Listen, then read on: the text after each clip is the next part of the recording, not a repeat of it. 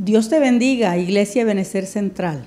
El Señor bendiga a cada una de las personas que nos ven a través del canal de YouTube. Es un gusto compartir nuevamente la palabra que el Señor me ha entregado con todos ustedes. Te invito a inclinar tu rostro, vamos a orar.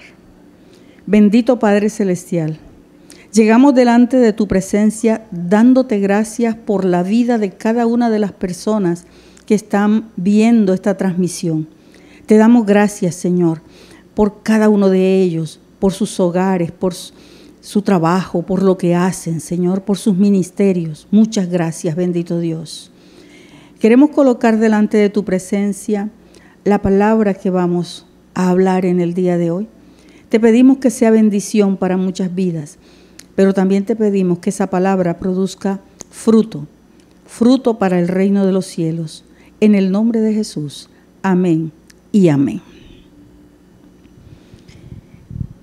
Debo decir que este tema que voy a compartir en el día de hoy duró mucho tiempo en mi cabeza dándole vueltas, hasta que comencé a darle forma en un viaje y el Señor me comenzó a hablar claramente en su palabra sobre este tema. Como yo nací en Valledupar y me crié en esta ciudad, escuchando vallenato del bueno, con buenas letras, buena música, el vallenato que cuenta historias, que es el más bonito. Entonces, como he dicho en otras oportunidades, muchas situaciones de la vida me recuerdan algunas letras de las canciones vallenatas.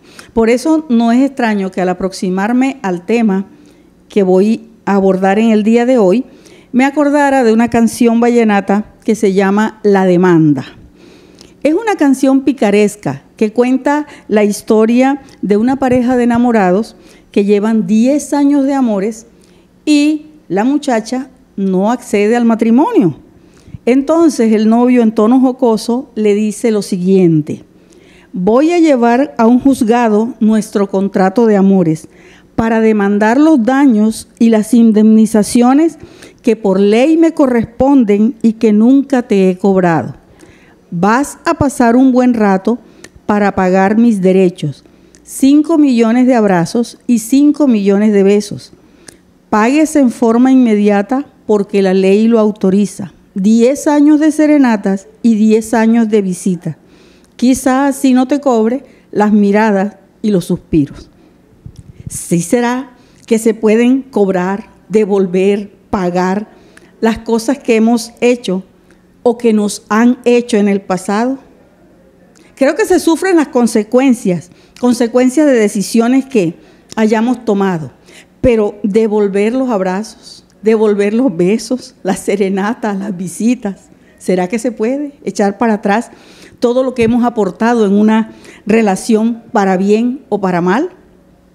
Sin embargo, en el hipotético caso de la canción, lo que sigue diciendo el compositor es que luego de que un juez condene a la muchacha, a la novia, a devolver todo lo que el novio está demandando, ella va a quedar tan contenta que le va a pedir a él que la vuelva a demandar para cumplir otra condena más. Es algo todo que provoca risa, ¿verdad? Según eso, al final se repetirá la historia y no tendrán cuándo salir del círculo vicioso de tiempo de amores, demanda, condena y luego nuevamente amores, porque eso es lo que sucede cuando intentamos remediar el pasado a la manera incorrecta. Se convierte en un círculo interminable de repetición de la historia. Una de las cosas que sucede con más frecuencia es que nos lamentamos de algunas cosas que han sucedido en el pasado y que nos han traído consecuencias que no esperábamos. Nuestra sociedad, incluso en general, ha tomado la costumbre de culpar al pasado por algunas cosas que se viven en el presente y se mira hacia el pasado como si alguien tuviera una deuda pendiente con el presente, una deuda que lleva mucho tiempo y que se le pretende cobrar a todo lo que se rotule con el nombre de pasado. La realidad es que no podemos cambiar los acontecimientos del pasado porque ya son inamovibles. Esos ya pasaron. El problema con eso es que algunas cosas han sido dolorosas para nosotros y nos han traído consecuencias con las cuales de pronto no contábamos, que no podemos evitar. Entonces, considerando que esa es una realidad, debemos aprender a lidiar con ella. Y encontramos que desde la perspectiva bíblica cristiana, lo que debemos hacer con el pasado es aceptarlo y reconciliarnos con él, especialmente con aquello que nos cuesta trabajo aceptar. Si no hacemos eso, corremos el riesgo de repetir la historia como en la canción y vivir permanentemente en sentimientos de amargura, odio, enojo y resentimiento. Vivir de esa manera no nos permitirá disfrutar el presente y el futuro se verá realmente muy incierto y complicado. Por todo lo anterior, este mensaje se llama Reconciliando el pasado. Y la vida de Jacob es un buen ejemplo de reconciliación con el pasado. Después de salir de su casa, huyendo de su hermano Esaú, luego de robarle la bendición a su padre, vivió 20 años en la casa de su tío Labán en Harán. Allí formó una familia e hizo un patrimonio. Pero cuando Dios le dio la orden de regresar a su tierra, él entendió que debía ir reconciliándose con todo lo que había dejado atrás, con su suegro Labán, consigo mismo, con Dios y con su hermano Esaú. Cada uno de esos episodios representa una forma de reconciliación con el pasado. En esta oportunidad solo hablaremos de la primera forma bíblica de reconciliarnos con el pasado. En otro momento veremos las otras dos.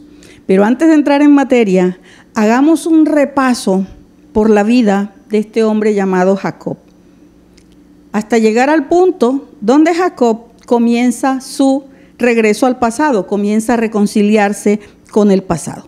Y vamos a ir tomando en cuenta los detalles de esa vida, como los detalles donde él deja asuntos inconclusos. Digamos, para iniciar, que Isaac, el padre de Jacob, se casó con Rebeca, pero ella no podía tener hijos hasta que Isaac le rogó a Dios que quedara embarazada. Y resultó que los hijos luchaban en su vientre y ella fue a consultar al Señor. Y el Señor le dijo: los hijos que llevas en tu vientre llegarán a ser 2 naciones. Y desde el principio las 2 naciones serán rivales. Una nación será más fuerte que la otra, y tu hijo mayor servirá a tu hijo menor. Esa es una cita de Génesis 25-23 en la Nueva Traducción Viviente. Al momento del parto, Esaú nació primero. Después nació el otro mellizo, agarrando con la mano el talón de Esaú. Por eso lo llamaron Jacob. En el hebreo original, los términos para talón y engañador suenan parecido.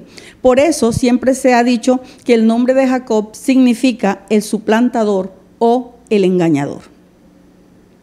Cuando ya los muchachos estuvieron grandes, Esaú se convirtió en hábil cazador, dice Génesis 25-27, un hombre de campo, y era el favorito de su padre Isaac.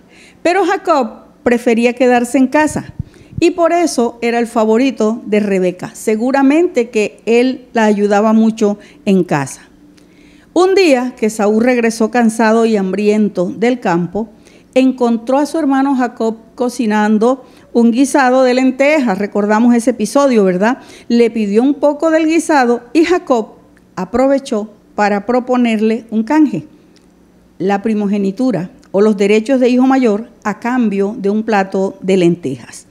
El razonamiento de Esaú, que ya lo conocemos, fue el siguiente: como puedes ver, me estoy muriendo de hambre, de manera que los derechos de hijo mayor no me sirven de nada. Y fue así como, mediante ese negocio entre comillas y con un juramento de por medio, Jacob se quedó con los derechos de hijo mayor. esa decisión que tomó Esaú a la ligera de vender esos derechos, le costaron muy caro. Dice la Biblia que deseando heredar la bendición fue desechado y no hubo oportunidad para el arrepentimiento, aunque la procuró con lágrimas. Eso está en Hebreos 12:17. Más tarde, siendo Isaac ya viejo, casi ciego y creyendo que ya iba a morir, llamó a su hijo Esaú, lo mandó que fuera de casa y le trajera alimento para bendecirlo. Dice, entonces pronunciaré la bendición que te pertenece a ti, mi primer hijo varón, antes de que yo muera. Y Rebeca estaba escuchando, recuerden. Entonces Rebeca tramó un plan para disfrazar a su hijo Jacob y que Jacob llegara donde su papá, que ya estaba casi ciego, para robar la bendición. Y lo consiguieron. Isaac pronunció la bendición que le correspondía a Esaú sobre la vida de Jacob. Fue una bendición bien bonita porque era la que correspondía al hijo mayor. Cuando Esaú regresó del campo y le llevó la comida a su padre, se descubrió todo. Entonces el lamento de Esaú fue: con razón su nombre es Jacob, exclamó Esaú, porque ahora ya me ha engañado 2 veces. Primero tomó mis derechos de hijo mayor y ahora me robó la bendición. ¿No has guardado ni una bendición para mí?, le pregunta a su papá. Eso está en Génesis 27:36. Esaú lloró amargamente y rogó por una bendición. Isaac finalmente lo bendijo, pero no de la misma manera que había hecho con Jacob. Y esa fue la gota que colmó el vaso. Miren, desde ese momento Esaú odió a Jacob porque su padre le había dado la bendición a él. Entonces Esaú comenzó a tramar: pronto haré duelo por la muerte de mi padre y después mataré a mi hermano Jacob. Génesis 27:41 en la Nueva Traducción Viviente. Entonces, miren lo que hizo Rebeca. Convenció a Jacob de que huyera a casa de su hermano Labán en Harán, hasta que se aplacara la ira de Esaú. Y también convenció a Isaac de que debían enviar a Jacob lejos de Canaán, por allá en Harán, donde estaba la familia de ella, para que no se casara con una mujer cananea como había hecho Esaú. Y fue así como Jacob emprendió un viaje hacia Harán. Y cuando llegó la noche del primer día, se acostó a dormir.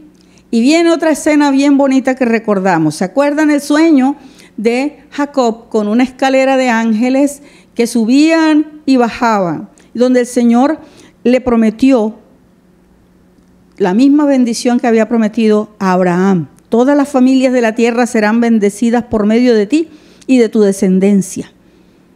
Además, yo estoy contigo y te protegeré donde quiera que vayas. Llegará el día en que te traeré de regreso a esta tierra. No te dejaré hasta que haya terminado de darte todo lo que te he prometido. Miren, el Señor ahí estaba haciendo el pacto con Jacob, el mismo que había hecho con Abraham, con Isaac. Y Jacob llamó ese lugar Betel, que significa casa de Dios, porque tuvo temor de Dios y dijo: qué temible es este lugar. No es ni más ni menos que la casa de Dios, la puerta misma del cielo. Y Jacob siguió su camino. En Harán, Jacob se encontró con su tío Labán y se enamoró de Raquel, la hija menor de Labán, y le propuso a su tío trabajar 7 años por Raquel. Al cabo de los 7 años, Labán hizo una fiesta para celebrar el matrimonio, pero aquella noche, cuando estaba oscuro, Labán tomó a Lea y se la entregó a Jacob y él durmió con ella. A la mañana siguiente, cuando Jacob se despertó, vio que era Lea. Eso está en Génesis 28, 23 y 25. Entonces Labán se aprovechó del momento y de la situación y le hizo prometer a Jacob que trabajaría 7 años más por Raquel. Y Jacob aceptó trabajar 7 años más. Una semana después de casarse con Lea, Labán también le entregó a Raquel, pero ya tenía el compromiso de trabajar 7 años más por Raquel. Allí, en la tierra de Harán, en medio de un tira y afloje entre sus 2 esposas, que eran hermanas, le nacieron 11 hijos a Jacob, 6 de Lea, 2 de Silpa, la sierva de Lea, 2 de Bila, la sierva de Raquel, y finalmente un hijo de Raquel, José. Porque no podemos olvidar que parte del problema era que Raquel no podía tener hijos. Cumplidos los 14 años con Labán, Jacob quiso irse, pero Labán lo convenció de quedarse cuidando los rebaños a cambio de un salario. Salario que convinieron en especie. Todos los animales manchados, pintados, fueron puestos aparte y eran de Jacob. Jacob creía que colocando ramas de álamo y no sé qué en los abrevaderos era que podían salir más animales pintados y eso que fueran a engrosar sus ganados. Pero lo cierto es que Jacob sí se hizo rico, pero no por la treta que él hacía.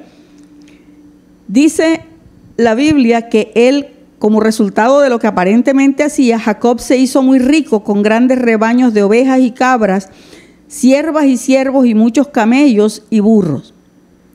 La verdad de todo el asunto es que como Labán había cambiado el salario de Jacob 10 veces, como después lo dijo a sus esposas, entonces Dios ha tomado los animales de su padre y me los ha entregado a mí, le dijo él a ellas más adelante.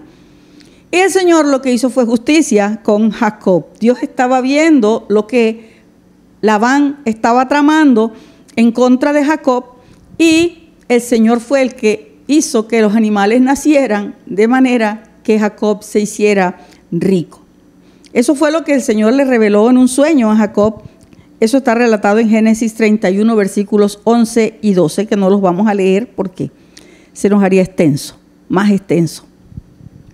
Entonces los hijos de Labán comenzaron a decirle a su padre que Jacob le había robado todo su ganado. Y Jacob comenzó a notar un cambio en la actitud de Labán hacia él. Como ya las cosas no estaban bien, entonces el Señor le dijo a Jacob: regresa a la tierra de tu padre y de tu abuelo y a tus parientes de allí, y yo estaré contigo. Génesis 31, 3. En diálogo con sus esposas acordaron irse de Harán a escondidas de Labán. Y así lo hicieron, emprendieron el viaje. Pero cuando Labán se enteró, reunió a un grupo de sus familiares, amigos, vecinos para ir a perseguir a Jacob. 7 días después lo alcanzó. Y cuando se encontraron, tuvieron una conversación bien fuerte sobre lo que había sido su relación de 20 años.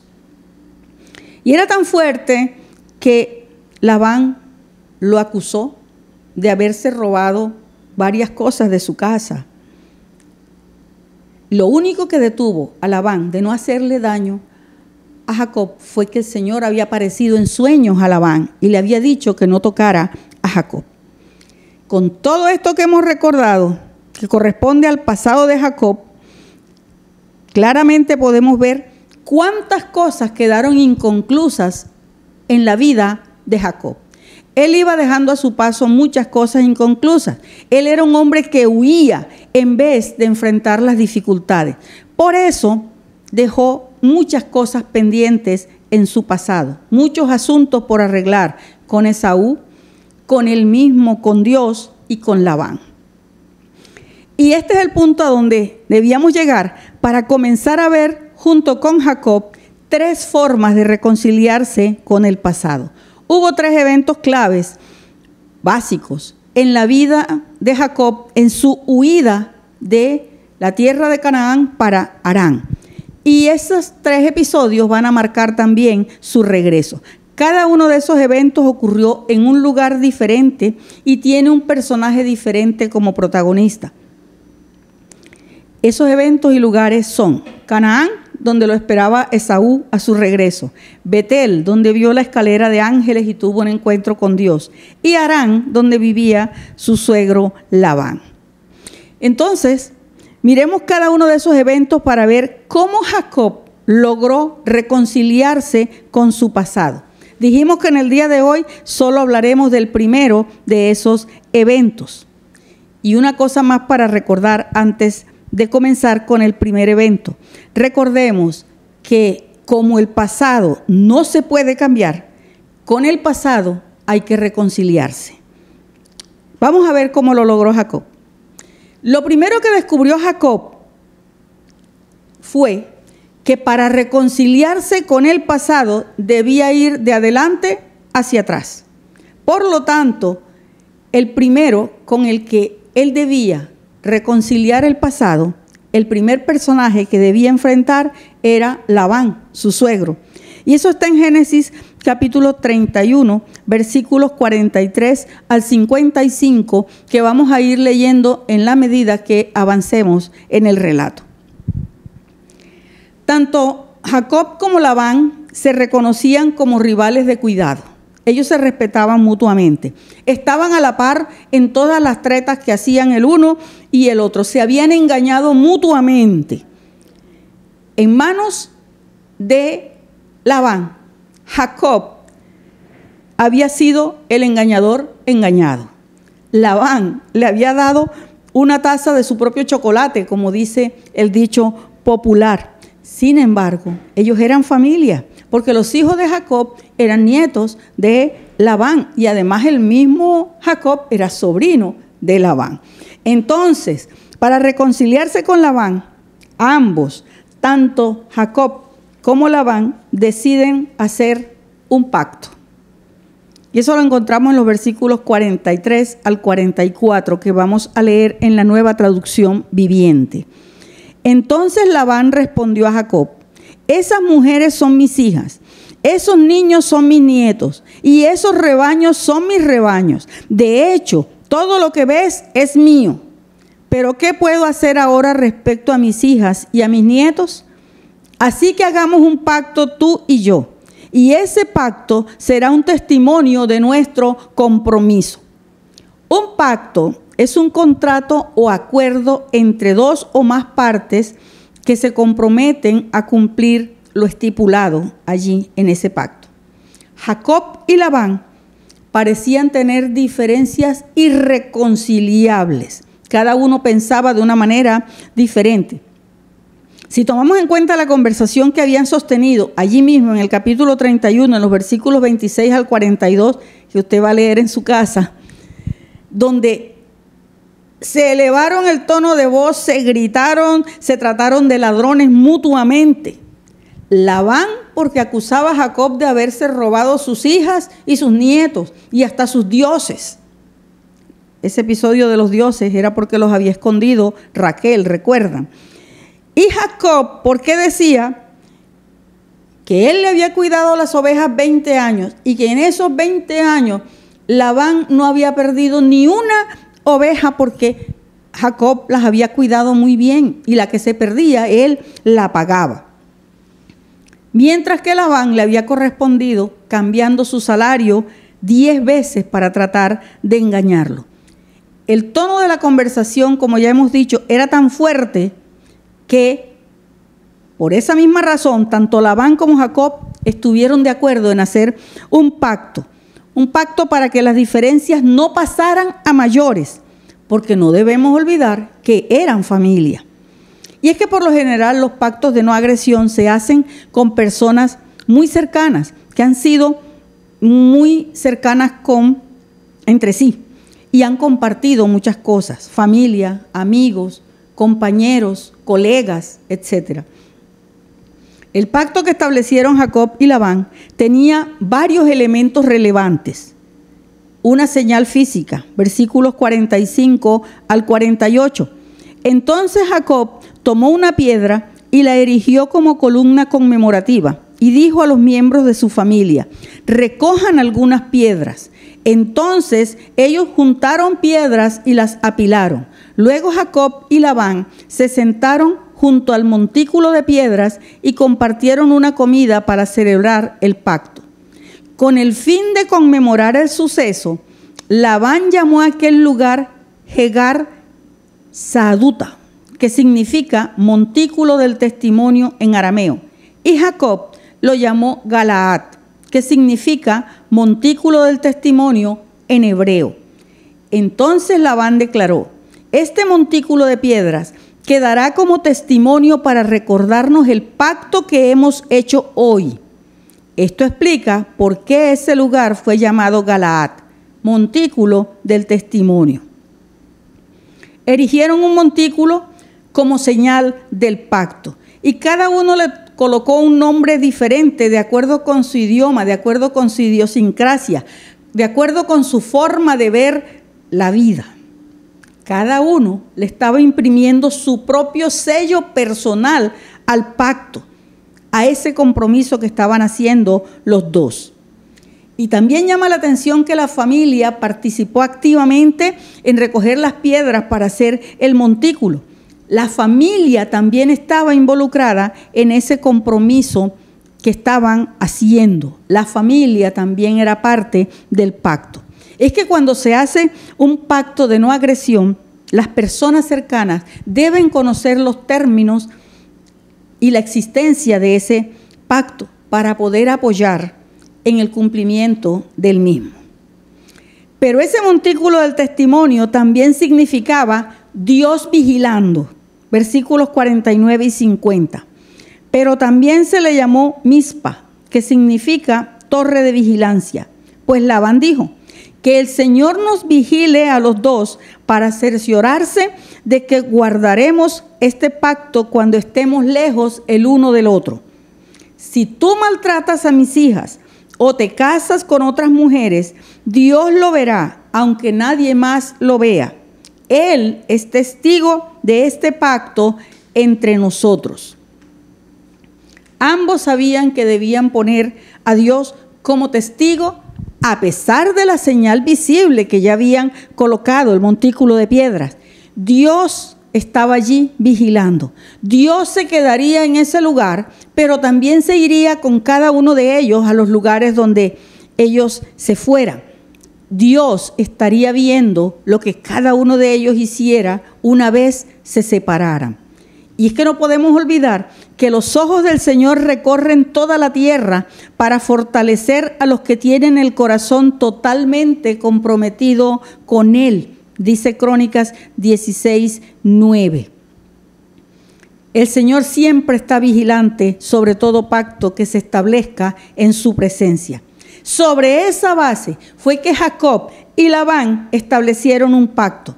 Por eso no dejaron a Dios por fuera. Es como dice Eclesiastés 4:12, cordón de 3 dobleces no se rompe pronto. Siempre será mejor meter a Dios en cualquier relación que nosotros establezcamos aquí en la tierra. De negocios, de lo que usted quiera, el cristiano debe meter al Señor en cualquier relación que establezca sobre la tierra. Pero volviendo al montículo de piedras que erigieron Jacob y Labán, ese montículo también señalaba un límite, versículos 51 y 52. Mira este montículo de piedras, continuó Labán, y mira esta columna conmemorativa que he levantado entre nosotros. Están entre tú y yo como testigos de nuestros votos. Yo nunca cruzaré este montículo de piedras para hacerte daño, y tú nunca debes cruzar estas piedras o esta columna conmemorativa para hacerme daño. Ese era el corazón del pacto. Jacob y Labán marcaron un límite que ninguno de los dos debía traspasar para ir en contra del otro. Ambos se respetaban, a ambos se reconocían como rivales peligrosos. Ellos sabían cómo era el uno y cómo era el otro. Y sabían también que debían guardar distancia para no hacerse daño. Recordemos que eran familia. Jacob y Labán colocaron entonces un límite que marcaron con una piedra. Pero un límite también puede ser una decisión de no frecuentar un lugar, de no pasar por determinada calle, de no frecuentar una amistad que se tenga en común con la otra parte, de cambiar el lugar de residencia, hasta allá puede llegar, de eliminar las redes sociales, de bloquear algunos contactos. Todos esos son límites que podemos colocar. Y luego de expresado todo lo que debían decirse, Jacob y Labán sellaron el pacto con un sacrificio para Dios. Versículos 53 y 54, la primera parte. Invoco al Dios de nuestros antepasados, el Dios de tu abuelo Abraham y el Dios de mi abuelo Nacor, para que sea juez entre nosotros. Entonces Jacob juró delante del temible Dios de su padre Isaac respetar la línea fronteriza. Luego Jacob ofreció un sacrificio a Dios allí en el monte. Miren que ambos conocían a Dios indirectamente. Labán lo conocía como el Dios de Nacor y el Dios de Abraham. Nada más. Y Jacob lo invocó como el temible Dios de su padre Isaac. Ninguno de los dos lo confesó como su Dios personal, pero ambos sabían quién era Dios y también sabían que debían sellar su compromiso, su pacto delante de ese Dios, delante de su presencia, del Dios de sus antepasados. Y lo hicieron ofreciendo un sacrificio a ese Dios, al Dios de Abraham, al Dios de Isaac, al Dios de Nacor. A ese Dios lo conocían de esa manera y lo respetaban, aunque no lo confesaran como su Dios personal. Además del sacrificio, también hicieron una celebración. La segunda parte del versículo 54 dice así: Jacob invitó a todos a un banquete para celebrar el pacto. Después de comer, pasaron la noche en el monte. Es que el evento era digno de celebración, el momento era digno de celebrarse. Habían llegado a un acuerdo que llevaba años sin resolverse. Ellos se habían ido enredando el uno con el otro en una cosa y en otra y no se habían dado cuenta que estaban metiéndose en un problema mayor. Y ahora habían llegado a un acuerdo que regiría sus vidas de allí en adelante. Se habían puesto de acuerdo en sus diferencias. Muy seguramente ellos continuarían pensando diferente, pero respetarían ese pacto. Dios era su testigo en el asunto. Y finalmente se separaron, pero en paz y reconciliados. Versículo 55. Labán se levantó temprano a la mañana siguiente, besó a sus nietos y a sus hijas y los bendijo. Después se marchó y regresó a su casa. La Biblia no registra si alguna vez se volvieron a encontrar, pero lo que sí vemos en este pasaje que acabamos de leer es cómo Labán se reconcilió con esa parte de su pasado que se llamaba, cómo Jacob se reconcilió con esa parte de su pasado que se llamaba Labán. Y lo hizo mediante un pacto que marcaba un límite para no hacerse daño mutuamente. Recordemos que ellos habían tenido antes una conversación muy fuerte, pero muy honesta, y habían puesto todas las cartas sobre la mesa. Ninguno de los dos se daba por vencido. Cada uno tenía sus razones, tal vez válidas para cada cual. Labán representa las personas con las cuales debes marcar límites, con las cuales se debe poner tierra de por medio, tomar distancia, como lo quieras llamar, para no hacerse daño mutuamente. Hay situaciones del pasado donde hemos establecido relaciones con personas que nos han hecho daño, pero nosotros también les hemos hecho daño. Ni yo me dejo, ni esa persona se deja. Hemos estado a la par.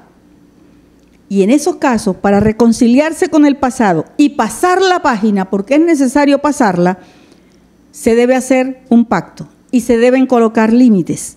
Límites que no deben ser traspasados. Esas personas que hagan ese acuerdo nunca más volverán a relacionarse de la misma manera que antes. Ahora bien, también se puede dar el caso que el pacto sea unilateral. ¿Es posible? Claro que sí. Recordemos que Dios era el garante del pacto. Por lo tanto, si solo una de las partes desea reconciliarse con el pasado, puede hacer un pacto unilateral delante del Señor y marcar los límites para que esa relación no vuelva a ser como era antes, para que quede saneada esa parte de la historia, por lo menos de ese lado, del lado de la persona que está haciendo el pacto. En la segunda parte de este tema seguiremos avanzando con Jacob en su regreso a casa para seguirse reconciliando con el pasado. Hablaremos de cómo Jacob se reconcilió con Dios, consigo mismo y con su hermano Esaú. Pero no quiero terminar esta parte sin mencionar lo siguiente. En Filipenses 3, el apóstol Pablo menciona que en el pasado él confiaba en su propia justicia y estimaba como valiosas algunas cosas en su vida, toda la trayectoria que había tenido como fariseo y las cosas que guardaba de la ley y todo lo demás. Pero cuando puso su fe en Cristo, comenzó a confiar en la justicia de Dios. Y aunque él sabía que solo iba en ese camino perfeccionándose, que el Señor lo iba perfeccionando paso a paso, no había alcanzado una perfección, había algo que le ayudaba a seguir adelante. Versículos 13 y 14 de Filipenses 3. Pero una cosa hago, dice el apóstol Pablo, olvidando ciertamente lo que queda atrás y extendiéndome a lo que está delante, prosigo a la meta, al premio del supremo llamamiento de Dios en Cristo Jesús. Pablo tuvo que reconciliar el pasado para seguir a Cristo y tuvo que dejar que fuera el Señor quien lo llevara hacia adelante en su voluntad. El sacrificio de Cristo hizo posible la reconciliación del hombre con Dios y hace posible también la reconciliación del hombre con su pasado, con las cosas que hemos dejado allá pendientes y que aún nos pesan. Quiero que allí en el lugar donde estás cierres tus ojos, inclina tu rostro delante del Señor y recordemos una vez más que el pasado no se puede cambiar. Con el pasado hay que reconciliarse y Cristo hace posible esa reconciliación. Una pregunta, ¿ya te identificaste? ¿Tienes una o varias personas con las cuales debas hacer un pacto? ¿Debas marcar un límite para reconciliarte con el pasado? O tal vez no son personas, son simplemente episodios dolorosos que ocurrieron en tu vida y que no los has superado. Un accidente, una pérdida, una fecha, un acontecimiento histórico, no sé, algo que te produce dolor. Quiero recordarte una vez más que el pasado ya no lo puedes cambiar. Y como no lo puedes cambiar, lo único que puedes hacer es reconciliarte con él. El pasado no lo puedes cambiar. Lo único que puedes hacer es reconciliarte con él. ¿Necesitas hacer un pacto, marcar límites con algunas personas? Te invito a confesarlo delante del Señor. Yo te invito a que hagas esta oración conmigo. Tú la vas a ir completando. Dile al Señor, Señor, hoy reconozco que en el pasado me he llevado muy mal con fulano de tal, fulana, yo no sé el nombre, pero tú sí lo sabes. Hoy quiero pedirte perdón por el daño que le causé a esa persona. Señor, también quiero reconocer que he tenido sentimientos de enojo, de ira, de odio, de todos los sentimientos que tú quieras, que has sentido por esas personas, por lo que esa persona me hizo, Señor, dile. Pero en el nombre de Jesús, yo renuncio a todos esos sentimientos, los traigo delante de tu cruz para que tú los sanes, para que tú los lleves, porque en la cruz tú llevaste todas esas cosas para mí. Y ahora dile al Señor, Señor, hoy perdono a fulano, a fulana, en el nombre de Jesús. Y lo bendigo en el nombre de Jesús. Y dile también, Señor, hoy hago un pacto contigo. Hoy hago un pacto delante de ti, de mantenerme lejos de esa persona que tienes allí en mente. Por lo tanto, marco límites. Y esos límites, Señor, son los siguientes. No vuelvo a pasar por este lugar, no vuelvo a frecuentar el límite que el Señor mismo te está poniendo allí en tu mente, en tu corazón, que marques. Dile gracias, Señor. Gracias porque me estás escuchando. Gracias porque estás escuchando este pacto que estoy haciendo en tu presencia. Muchas gracias, Señor, porque eres el garante de ese pacto. Gracias, Dios, porque tu sacrificio en la cruz, Señor Jesús, hace posible esta reconciliación con el pasado. Levanta tus manos al cielo y preséntale ese pacto al Señor. Recuerda que el Señor es el garante de ese pacto y Él va a estar vigilante de ese pacto porque sus ojos recorren toda la tierra. Dile, Señor, gracias. Gracias. Gracias porque estás aquí, Señor. Gracias porque has escuchado todas mis palabras. Gracias porque te vas a hacer cargo de eso. Gracias porque estás sanando todas las heridas porque tú las llevaste en la cruz. Gracias, Señor, porque eres la garantía de que ese pacto se va a cumplir. Gracias por los límites, Señor, que están establecidos en ese pacto. Muchas gracias, Señor, porque tus ojos recorren toda la tierra y vas a estar vigilando este pacto. Muchas gracias, Dios. Celebra, celebra, ahora celebra delante del Señor como celebraron Jacob y Labán. Levanta tus manos al cielo y bátelas para el Señor y dile, Señor, gracias. Gracias, hoy celebro delante de ti por esa reconciliación con el pasado. Gracias, Señor, por ese pacto que acabo de hacer en tu presencia. Gracias. Gracias porque tú me permites reconciliarme con el pasado. Gracias. Gracias, muchas gracias, Señor. Bate tus manos para el Señor allí donde estás, en actitud de adoración para Él. Y recuerda que como el pasado no lo podemos cambiar, con el pasado tenemos que reconciliarnos. El Señor te bendiga, iglesia.